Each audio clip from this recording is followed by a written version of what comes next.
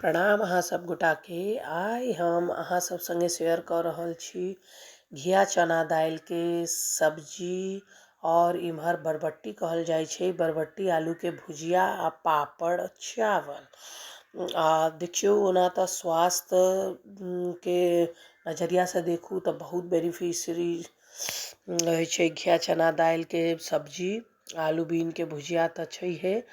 मतलब ई दुनू एते स्वादिष्टो भ सकैए, अहाँ हैरान भ जेबै। तरीका अपन अपन होइ छै, कनी तरीका डिफरेंट भ जेबसँ टेस्टो में डिफरेंस आबि जाइ छै। तो चलू हम शुरू कर रहल छी बनबऽ के विधि। 300 से 400 ग्राम घिया के धो साफ क के अपन काट लेलहुँ छोट छोट टुकड़ा में। फिर चना दाल के 1 घंटा पहले फुला लेने रही 2-4 पानी से धो के। फिर इम्हर हम गैस के फ्लेम क देलिए ऑन। 2 बड़का चम्मच सरसों तेल ओहिमे डालैत गरमाबैत 2 तेजपत्ता डाल के, आधा छोटकी चम्मच जीरा डाल के, हींग धो देलिए, ई भूनल कुटल धनिया छै आ ई छोट छोट टुकड़ा कटने रही घिया के एहिमे डाल के भून लेबे, मतलब आधा मिनट करीब। फिर दाल खसा देबे, नमक हल्दी धनिया पाउडर सब्जी मसाला पाउडर आ कनी के चिकन मसाला डाल देबे, बुझलिए। एकरा कनी देर भून लेबे। भूनऽ के बाद ई 2टा मीडियम साइज के टमाटर के धो के काट के ओकर बीज तीज बाहर निकाल के डाल देबे। कनी देर भून लेबऽ के बाद गरम पानी में 1 से 2 कटोरा करीब मिला देबे या फिर ढक्कन बंद करके सीटी ला छोड़ देबे। आ देखिए बरबट्टी अपना सबके इम्हर तो बरबट्टी कहे छै, उम्हर की कहे छै पता नहीं। इम्हर धो धा के 2-4 कली मतलब लहसुन के काट के तेल 2 चम्मच धो देने रही कढ़ाई में, ओहिमे फोरन धो के गरमा के भून लेलहुँ।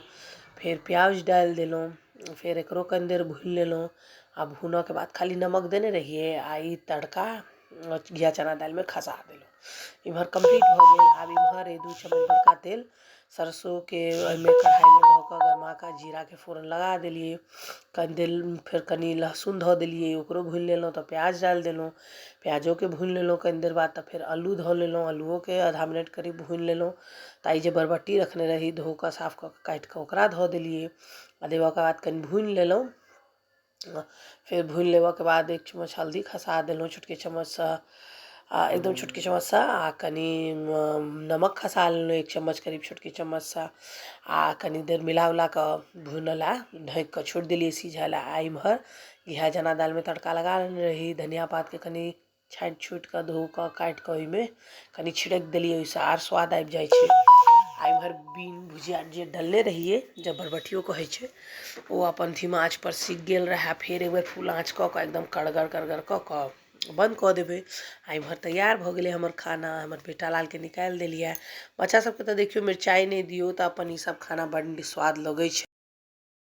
घर बच्चा सबके बड़ नीक लगे छै, ई सब खाना खाइ छै। हमर बेटियो खाइए, कनी मनियो एक आध कर खा लैए। चलू ई रेसिपी अहूँ सब जरूर ट्राई करब, बहुत सुंदर लगे छै। आ ई पापड़ छै मूंग दाल के।